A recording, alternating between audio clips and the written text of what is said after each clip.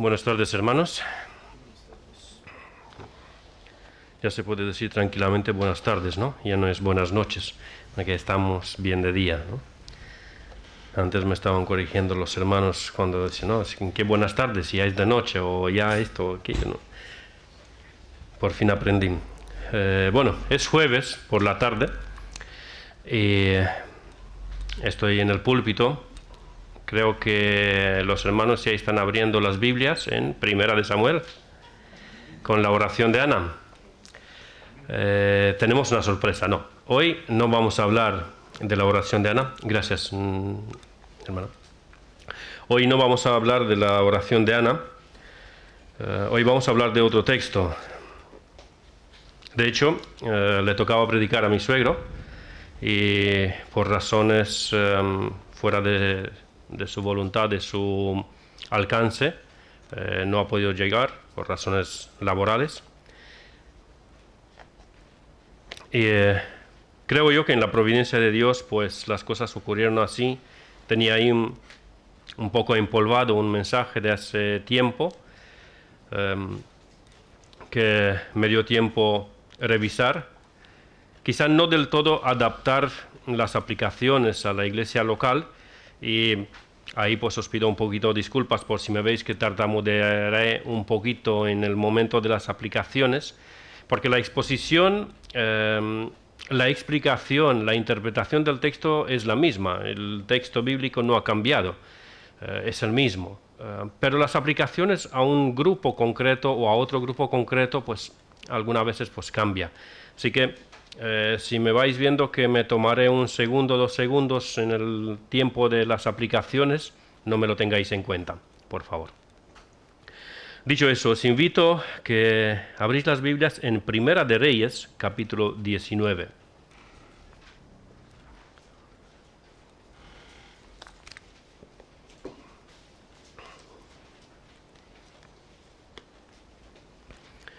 Primera de Reyes, capítulo 19, empezamos a leer con el versículo 1 y leeremos hasta el versículo 18. Daré 2-3 segundos más para que lo podamos seguir todos. Primera de Reyes, capítulo 19, empezando con el versículo 1 hasta el versículo 18. Acab dio a Jezabel la nueva de todo lo que Elías había hecho y de cómo había matado a espada a todos los profetas. Se refiere a los profetas de Baal. Entonces envió Jezabel a Elías un mensajero diciendo: así me hagan los dioses y aún me añadan, si mañana a estas horas yo no he puesto tu persona como la uno de ellos. Viendo pues el peligro, se levantó y se fue para salvar su vida, y vino a Beerseba, que está en Judá, y dejó ahí a su criado. Y él se fue por el desierto un día de camino, y vino y se sentó debajo de un enebro, y deseando morirse, dijo: basta ya, oh Jehová, quítame la vida, pues no soy yo mejor que mis padres. Y echándose debajo del enebro, se quedó dormido. Y he aquí, luego un ángel le tocó y le dijo: levántate, come. Entonces él miró, y he aquí a su cabecera una torta cocida sobre las ascuas y una vasija de agua, y comió, y bebió, y volvió a dormirse. Y volviendo el ángel de Jehová la segunda vez, le tocó diciendo: levántate y come, porque largo camino te resta. Se levantó pues y comió y bebió. Y fortalecido con aquella comida, caminó 40 días y 40 noches hasta Horeb, el monte de Dios. Y ahí se metió en una cueva, donde pasó la noche. Y vino a él palabra de Jehová, el cual le dijo: ¿qué haces aquí, Elías?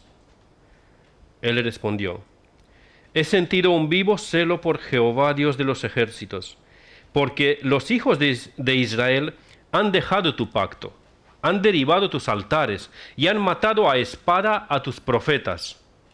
Y solo yo he quedado, y me buscan para quitarme la vida. Él le dijo: sal fuera y ponte en el monte delante de Jehová. Y he aquí que Jehová que pasaba, y un grande y poderoso viento que rompía los montes y quebraba las peñas delante de Jehová. Pero Jehová no estaba en el viento. Y tras el viento, un terremoto. Pero Jehová no estaba en el terremoto. Y tras el terremoto, un fuego. Pero Jehová no estaba en el fuego. Y tras el fuego, un silbo apacible y delicado. Y cuando lo oyó Elías, cubrió su rostro con su manto, y salió, y se puso a la puerta de la cueva. Y he aquí vino a él una voz, diciendo: ¿qué haces aquí, Elías? Él respondió: he sentido un vivo celo por Jehová, Dios de los ejércitos, porque los hijos de Israel han dejado tu pacto, han derribado tus altares, y han matado a espada a tus profetas, y solo yo he quedado, y me buscan para quitarme la vida. Y le dijo Jehová: ve, vuélvete por tu camino, por el desierto de Damasco, y llegarás, y ungirás a Hazael por rey de Siria. A Jehú, hijo de Nimsi, ungirás por rey sobre Israel. Y a Eliseo, hijo de Safat, de Abel-Meola, ungirás para que sea profeta en tu lugar. Y el que escapare de la espada de Hazael, Jehú lo matará. Y el que escapare de la espada de Jehú, Eliseo lo matará. Y yo haré que queden en Israel 7,000, cuyas rodillas no se doblaron ante Baal, y cuyas bocas no lo besaron. Amén.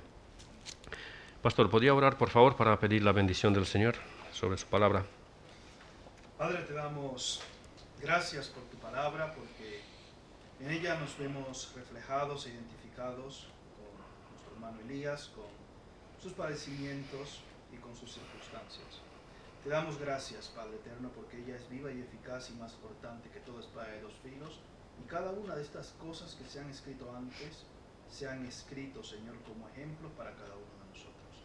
Te pedimos, Señor, que podamos verte a ti reflejado y a tu Hijo Jesucristo en cada una de estas páginas que hemos leído, de estas letras que nos recuerdan, Padre Celestial, la perfección de la Escritura y la suficiencia de ellas.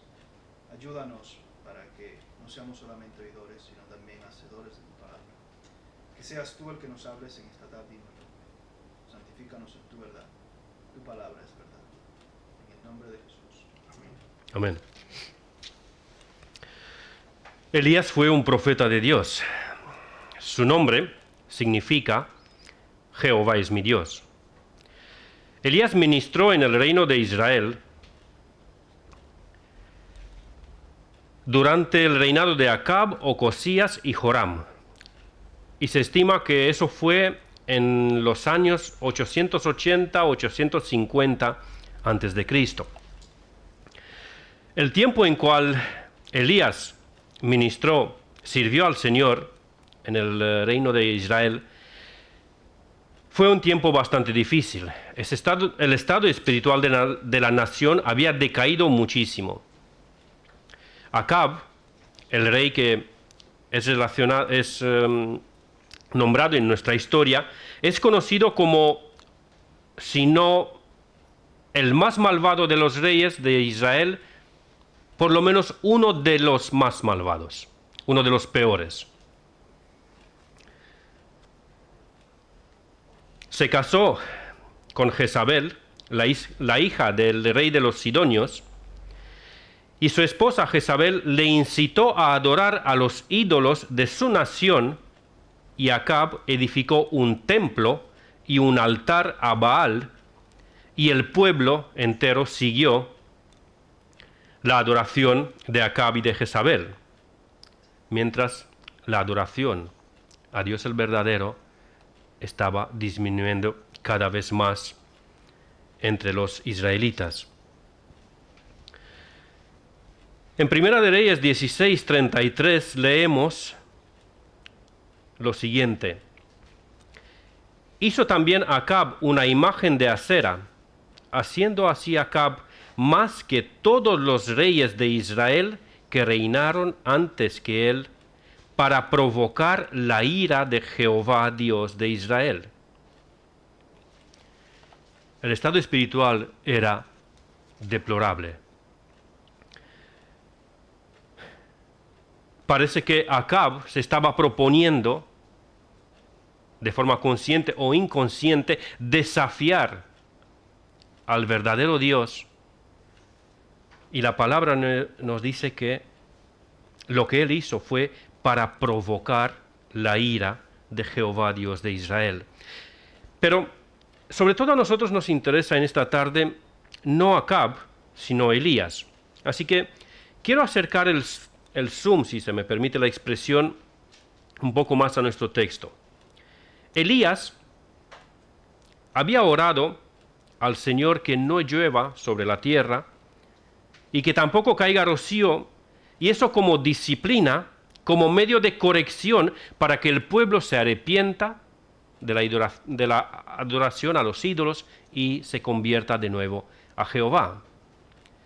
No que Elías quería castigar él mismo al pueblo, que estaba disfrutando ver al pueblo sufrir, sino que en el Antiguo Testamento, por los libros de Moisés, estaba escrito que si el pueblo se apartara, una de las medidas de disciplina que el Señor iba a traer para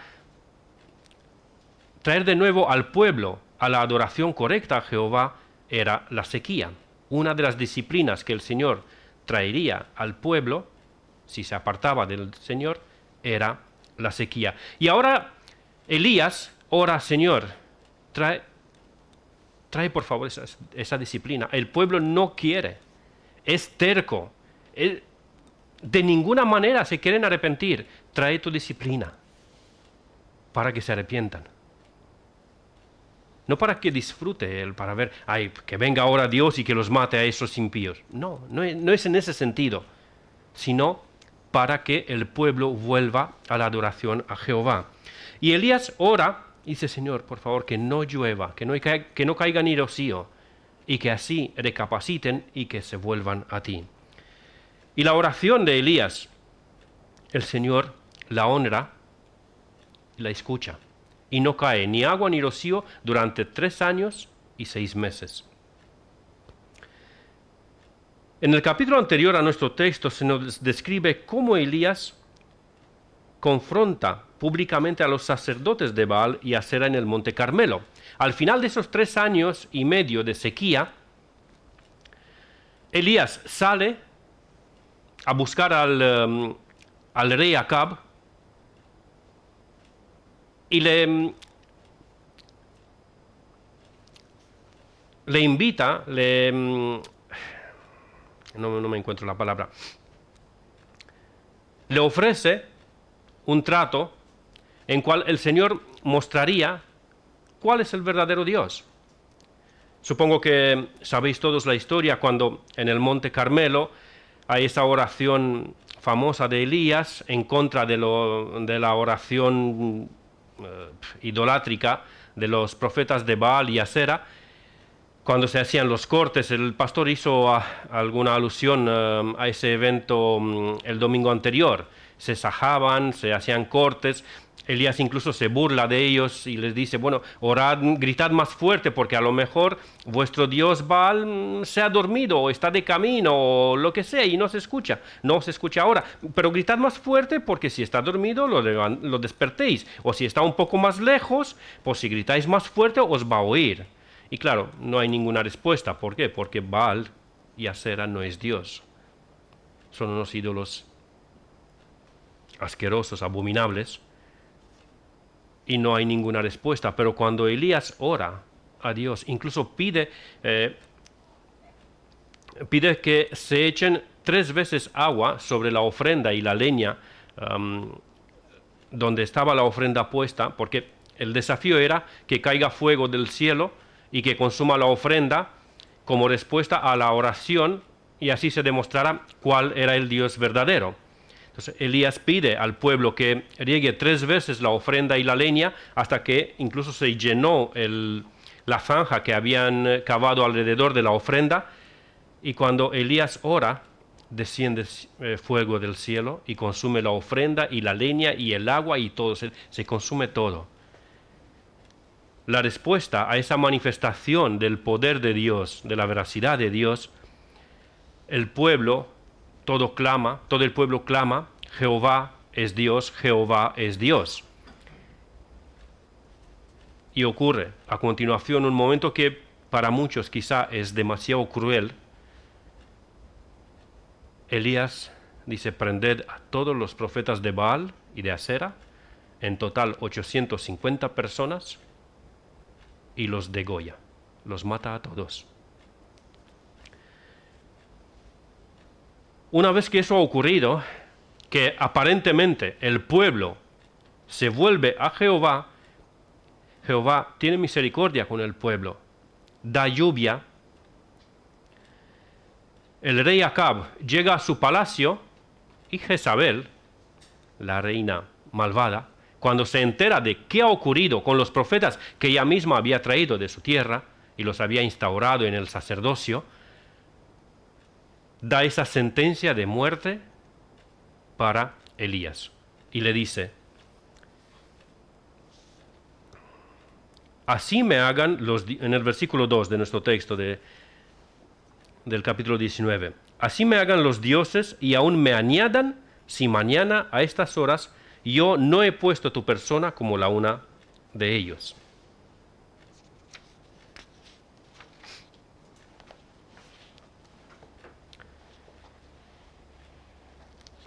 Elías, escuchando el mensaje que el enviado de Jezabel, porque el mensaje tiene un estilo muy malvado, Jezabel. Manda un mensajero cuando podría mandar unos cuantos soldados para apresar a Elías y traerlo al palacio y matarlo ahí. Pero no, Jezabel no hace eso. Jezabel manda un mensajero para que le diga a Elías qué sentencia ella dictó, para hacerlo temer.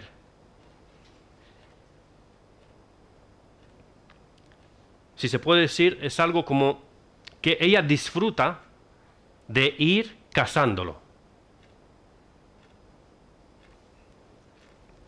Y Elías, tristemente, cuando escucha el mensaje que le trae el enviado de Jezabel, teme por su vida y huye hasta el reino del sur, el reino de Judá.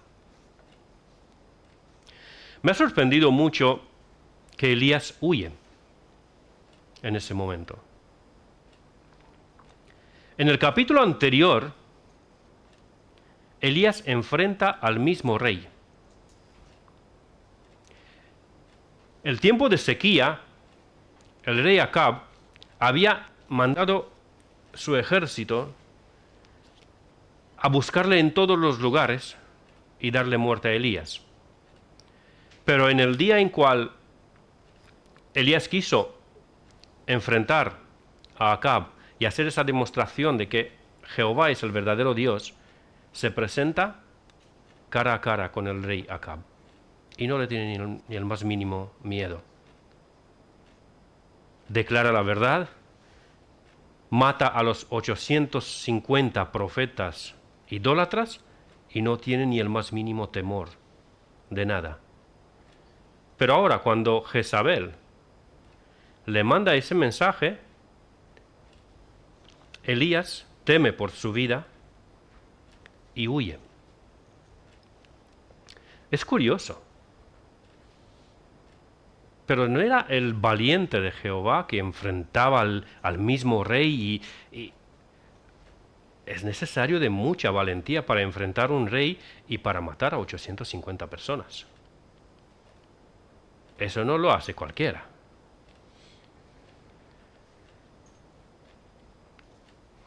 Estuve pensando que a lo mejor en ese momento empieza la depresión de Elías.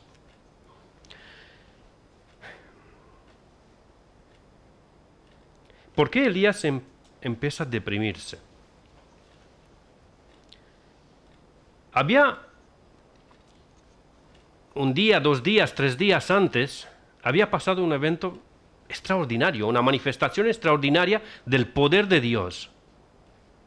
Y aparentemente el pueblo, todo se convierte. Aparentemente.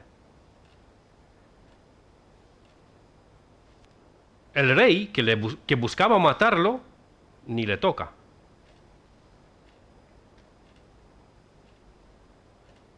Pero ahora Elías huye para salvar su vida. ¿Qué es lo que ocurre? Yo no veo no hay coherencia en estos eventos.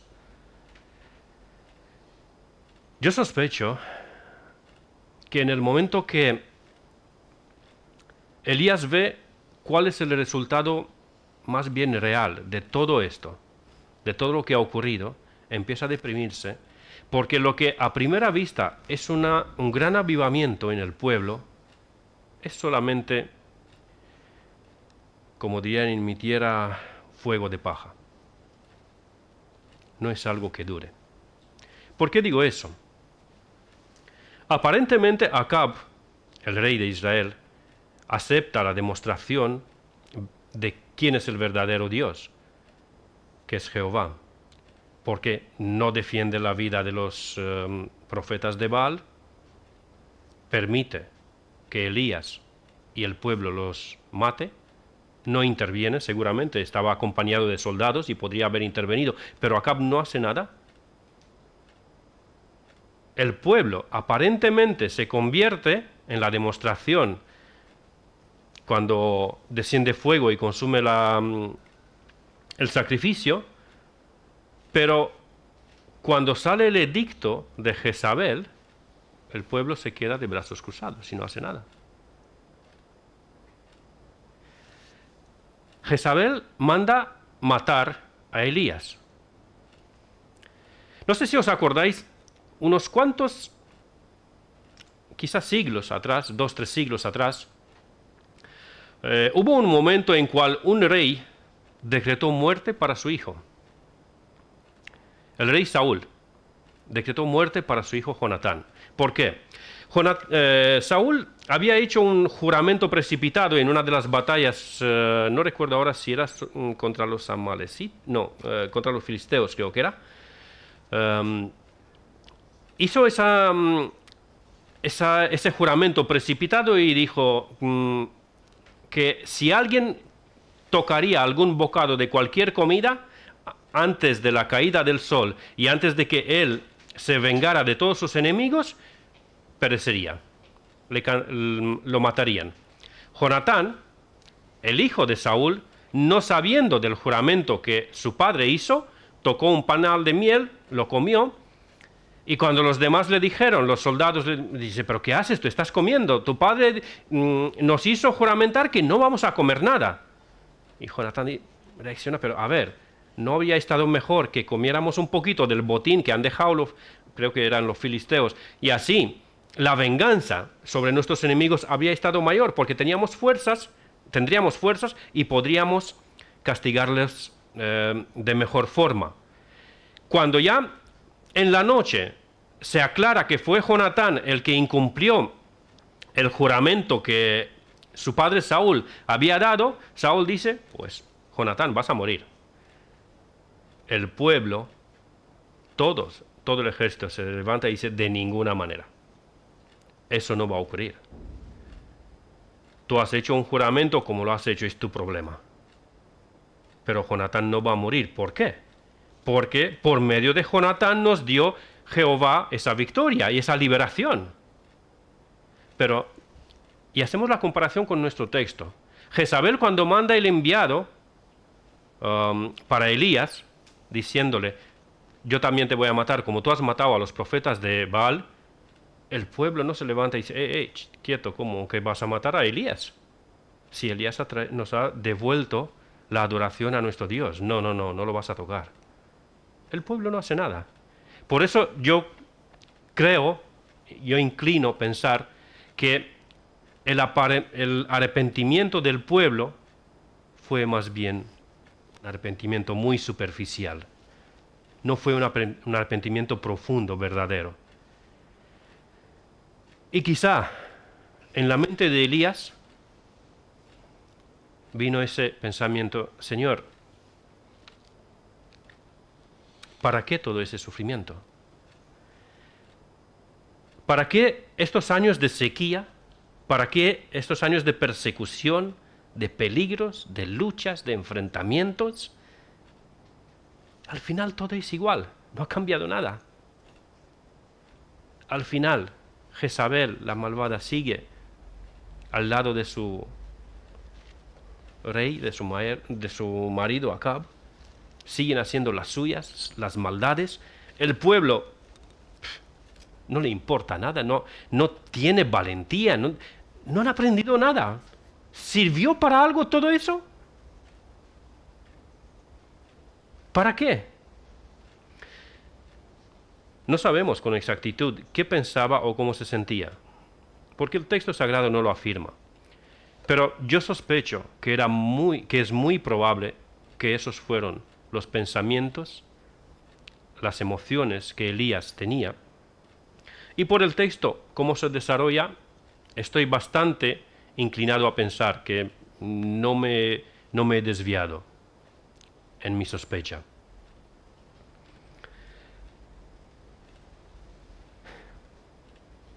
Hermano, ¿te has sentido alguna vez así? ¿Has pensado alguna vez qué sentido tiene todo eso? Nos reunimos, venimos corriendo de nuestros trabajos o de nuestras tareas el jueves por la tarde, algunas veces pues rápido ducharnos, cambiarnos, venir. Llegamos casi a medianoche a casa. El sábado, pues si no es un sábado de jóvenes, es de hombres, o si no es de hombres, es de mujeres, y si no es ni de jóvenes, ni de mujeres, ni de hombres, es de matrimonios. Y el domingo, pues nos levantamos temprano, algunos empezamos a las 10:30, terminamos a las 3, hasta que nos despedimos casi a las 4. Hacemos comida, merienda, cena sobre las 5:30 de la tarde. Y miramos a nuestro alrededor y como que no vemos mucho cambio.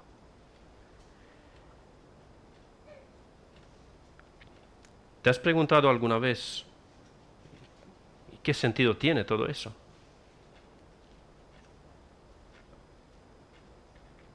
¿Para qué todo ese esfuerzo si todo sigue igual? ¿Te has preguntado qué sentido tiene que yo le enseñe a mi hija tantos años de la palabra de Dios y al final se me declara atea y se me ríe en la cara? Me dice, tú eres tonto, ¿tú crees que hay un Dios? Papá, por favor. Esperaba un poco más de luces de tu parte. Venimos del eslabón perdido. Ese que era entre el mono y el hombre.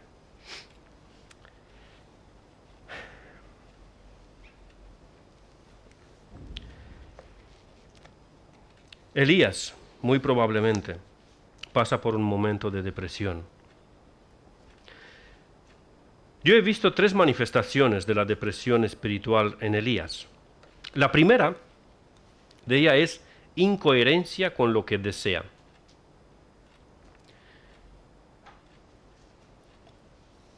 En el versículo 4 de nuestro texto dice: y él se fue por el desierto un día de camino, y vino y se sentó debajo de un enebro, y deseando morirse, dijo: basta ya, oh Jehová, quítame la vida, pues no soy yo mejor que mis padres. A ver, Elías, ¿por qué huiste de Jezabel? Para salvar tu vida. Y ahora le dices a Dios que te mate. ¿Vosotros veis la coherencia en la forma de pensar de Elías? Huye para salvar su vida, y cuando ya está supuestamente lejos, en un lugar seguro, le pide al Señor: mátame. Pero que, Elías, ¿qué pasa con tu cabeza, macho? ¿Huyes para salvar tu vida o quieres morir? Cuando uno está en depresión, no hay mucha coherencia en su pensamiento, en sus deseos. Esto nos pasa cuando estamos deprimidos. Deseamos una cosa, pero cuando se nos ofrece ya no nos satisface, ya no la queremos.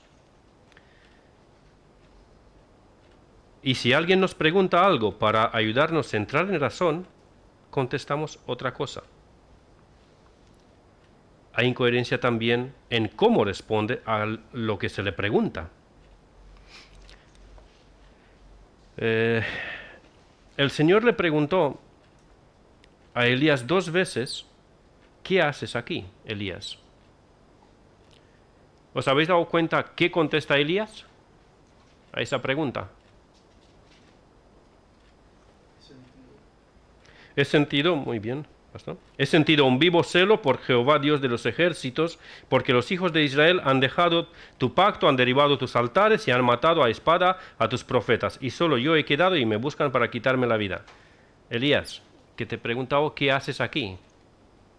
No te he preguntado si has tenido un vivo celo o has tenido una vida apática con el Señor. No te he preguntado para que me des un reporte de la situación de Israel. Te he preguntado qué haces aquí. Elías esquiva la pregunta, porque la pregunta le molesta. Es incoherente en lo que habla. 2 veces contesta lo mismo. 2 veces recibe la misma pregunta y 2 veces contesta prácticamente lo mismo. Es incoherente. Tanto en lo que desea, primero quiere salvar su vida, luego quiere morirse, y es incoherente en cómo habla. Se le pregunta una cosa y él contesta otra. Una segunda manifestación de la depresión espiritual que yo he visto es una soledad autoimpuesta. ¿Por qué digo eso? Elías tenía un siervo. Dice en el versículo 3, viendo pues el peligro se levantó y se fue para salvar su vida y vino a Beerseba, que está en Judá, y dejó ahí a su criado. Y él se fue por el desierto un día de camino. Elías tenía un criado, que lo más probable era también creyente, era adorador a Jehová. Y lo deja ahí, lo deja en Beerseba y él sigue el camino solo. Pero no deja al criado ahí para protegerle y él buscar a reunirse, por ejemplo, con Abdías, el que había protegido a los 100 profetas. Si os acordáis, había un personaje que se llama Abdías, no recuerdo muy bien qué cargo tenía en el ejército o en el gobierno de Acab, pero era un personaje que tenía bastante autoridad. Ese hombre había protegido a 100 profetas de Dios y los había alimentado a 50 de ellos en una cueva y a otros 50 en otra cueva, en otro lugar. Los había escondido y los había alimentado durante todo ese tiempo de sequía. Esos eran siervos de Dios, tanto Abdías como esos 100 profetas. Elías ni le busca a Abdías, ni busca juntarse con alguno de esos 2 grupos de profetas. ¿Qué hace Elías? Me voy yo solo. Me voy yo solo. Y de hecho le dice al Señor, solo yo he quedado y me buscan para quitarme la vida. ¿Que solo tú has quedado? Pero si dejaste a tu criado en Beerseba. Y pocos días antes, Abdías te dijo que hay 100 profetas escondidos y alimentados. ¿Cómo que has quedado tú solo, Elías?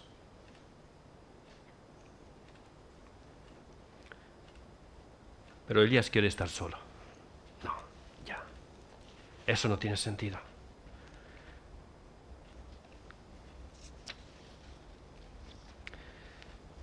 Hermano, te quiero decir que si pasas por un momento difícil, que llegue a llamarse depresión o que no llegue todavía a llamarse depresión, una de las peores cosas que puedes hacer es aislarte. Desde este púlpito, en muchas ocasiones hemos repetido que el Señor da la bendición en la comunión de los hermanos. Es un misterio cómo Dios bendice y protege al cristiano en la comunión de la iglesia, pero lo hace. No lo hace fuera, lo hace dentro. Yo he aprendido eso, tristemente, por mi propia experiencia. Tuve un periodo en mi vida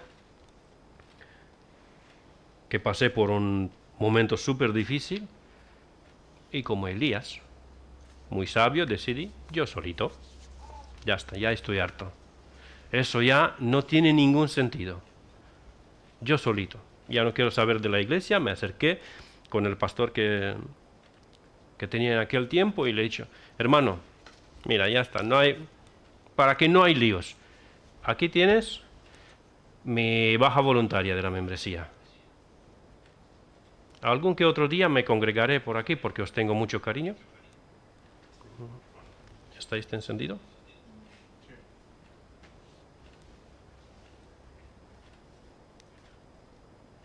¿Ya?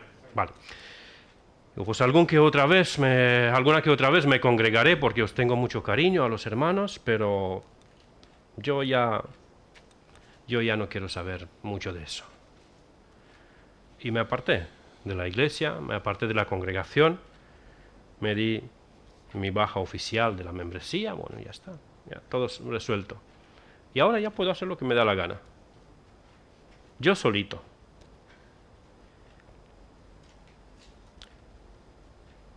Os quiero decir que mi vida no ha sido restaurada hasta que no he vuelto a congregarme con los hermanos. Hasta que no les pedí perdón también a los hermanos. Y hasta que no volví a integrarme en la iglesia, no hubo restauración en mi vida.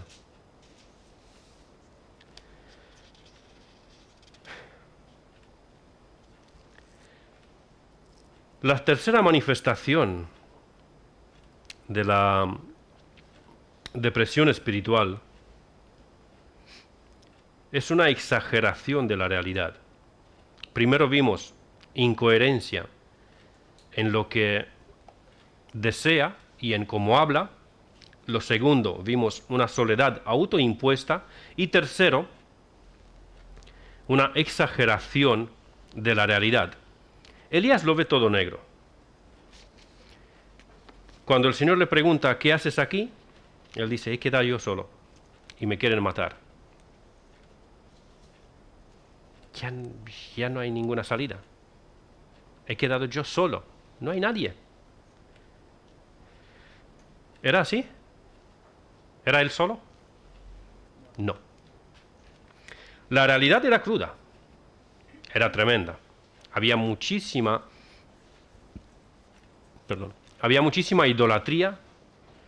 De hecho, se estima que fue uno de los periodos más negros en la historia de Israel, bajo el reinado de Acab. Pero no era tan negro como Elías lo pintaba. Era negro, era muy pecaminoso, en gran manera, pero no tal como Elías lo pintaba.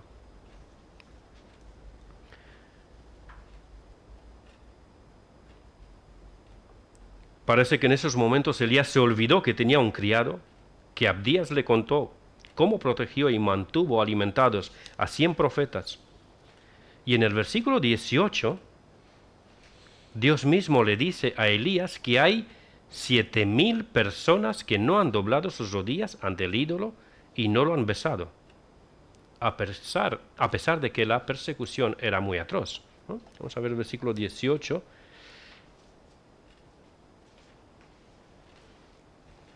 Es Dios el que habla, en el versículo 18. Yo haré que queden en Israel 7.000, cuyas rodillas no se doblaron ante Baal y cuyas bocas no lo besaron. No, Elías, no estás solo. No se ha convertido toda la nación o gran parte de la nación, pero no está solo. Por lo menos 7.001. Hermanos, somos pocos. Somos un puñado. Pero somos un puñado. Esos pocos que somos, nos podemos apoyar, nos podemos animar a servir al Dios que nos salvó, al Dios que nos rescató.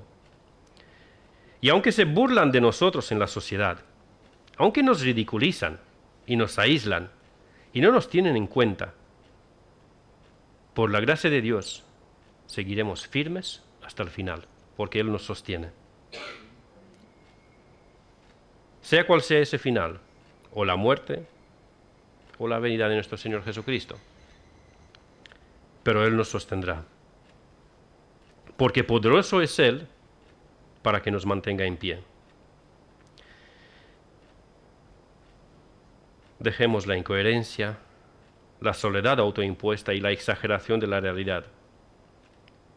Son síntomas de depresión espiritual. Pero, ¿qué solución le damos? ¿Qué solución le dio Dios a esa situación? Voy rápido porque si no luego me va a reprochar el pastor que no dejo tiempo para oración. Amén, ya lo ha confirmado. A ver, me queda, media página. La respuesta que Dios da a esa situación. Dios le busca a Elías y le habla con ternura. En el versículo 5, el versículo 7 y el versículo 12, 5, 7 y 12. En el 5 y 7 manda un ángel y le dice, levántate y come. En el versículo 7 le repite, levántate y come, porque largo camino te resta. Y en el versículo 12, el Señor le habla de una forma apacible y delicada, por un silbo apacible y delicado. Dios le habla con ternura. Sí, cuando uno está deprimido, necesita que se le hable con ternura. Hay momentos también que se le debe hablar con firmeza, porque muchas veces se revuelca en esa depresión, empieza a sentirse a gusto ahí, a hacerse el víctima. No, es que no, para mí ya todo ha acabado, ya nada tiene sentido. Y si se queda ahí mucho tiempo, algunas veces, como se habló el jueves anterior en el consejo, sé cómo se cura la depresión con una patada, algunas veces. Pero en esa situación Dios le habla con ternura a Elías. Le habla con ternura. Dios le habla con paciencia. El ángel tuvo que venir 2 veces para decirle, Elías, come, levántate, hay que caminar, no te quedes aquí. Y luego el Señor le habla otra vez por esa apariencia del silbo apacible y delicado. Le habla con ternura, le habla con paciencia. Si tu hermano está en un periodo de depresión o cerca de depresión espiritual, no esperes que si le has dicho una vez lo que tiene que hacer, ya va a solucionar, va a corregir eso. Algunas veces vas a tener que decírselo la segunda, la tercera, la séptima vez, y quizá la octava ya es cuando toca la patada. Una patada santa. Pero también Dios le habla con verdad, no solamente con ternura y con paciencia. El Señor no viene y le dice, ay, pobrecito Elías, sí, ay, tienes razón, te has quedado tú solito, pobrecillo de ti. No, Elías, no estás solo, hay 7.000 más. Así que, levántate que tienes trabajo. Levántate y ve, que hay trabajo. El Señor le habla con ternura, le habla con paciencia, le habla también con verdad, le hace ver en qué está equivocado, en qué está exagerando, y no le dice, acuéstate otra vez y duerme. como nos enseñó también el pastor el domingo. ¿Qué le dice el Señor? Levántate, que hay tareas. Vas a ir a ungir a Hazael, rey en Damasco. Un momento para encontrar el versículo.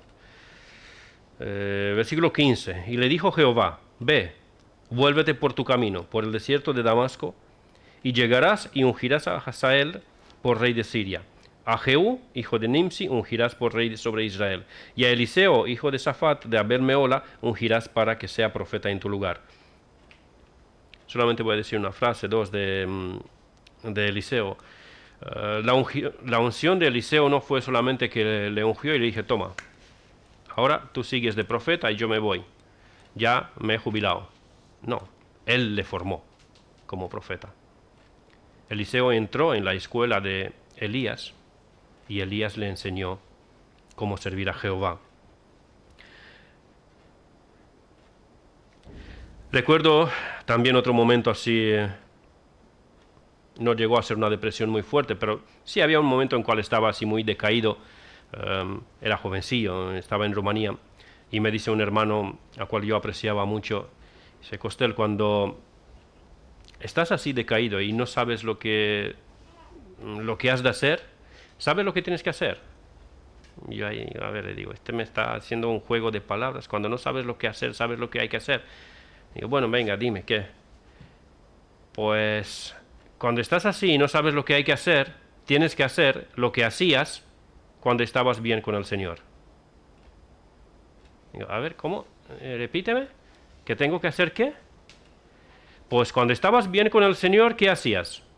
Buscabas la santidad, buscabas la comunión con los hermanos, buscabas tener tiempo de comunión con el Señor, buscabas evangelizar, buscabas hacer la voluntad del Señor. Ahora no sabes qué hacer, estás desorientado, estás deprimido, no sabes qué hacer. Haz lo que hacías antes, porque esas cosas ya son confirmadas por la palabra de Dios, que son la voluntad de Dios. Y ya se te va a pasar ese tiempo de tontuna.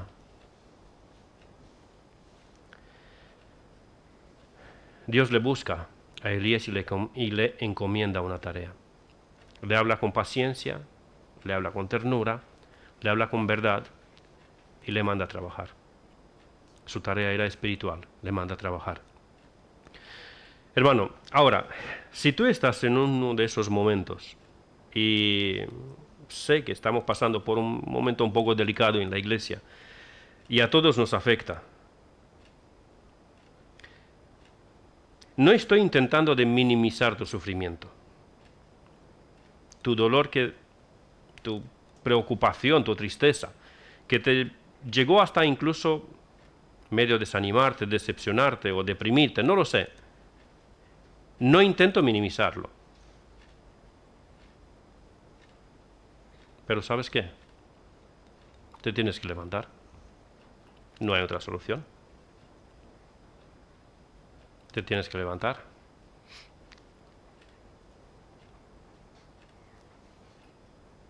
El Señor te ha encomendado una tarea y la tienes que hacer. Si tú no lo haces, tus hermanos van a sufrir. Cuando un miembro sufre, todos los demás sufren. Si yo me estoy dando un golpe en un dedo y ese dedo ya no lo puedo usar, los demás tienen que trabajar para suplir lo que éste hacía. Esos tienen que trabajar más.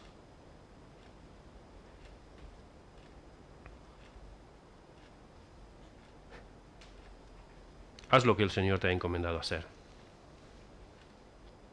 Tus hermanos necesitan que les sirves, igual que tú necesitas que te sirvan.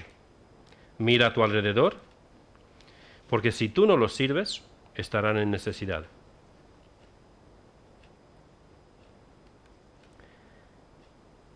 Cuando un miembro sufre, sufre todo el cuerpo. El Señor le habló a Elías con paciencia, con ternura y con verdad. Es difícil, pero no es para tanto. No es para que nos vengamos abajo, es para que oremos, para que doblemos rodillas, es para que nos esforcemos un poco más de lo que nos hemos esforzado hasta ahora, pero que sigamos fieles al Señor y que Él nos ayude a eso. Amén.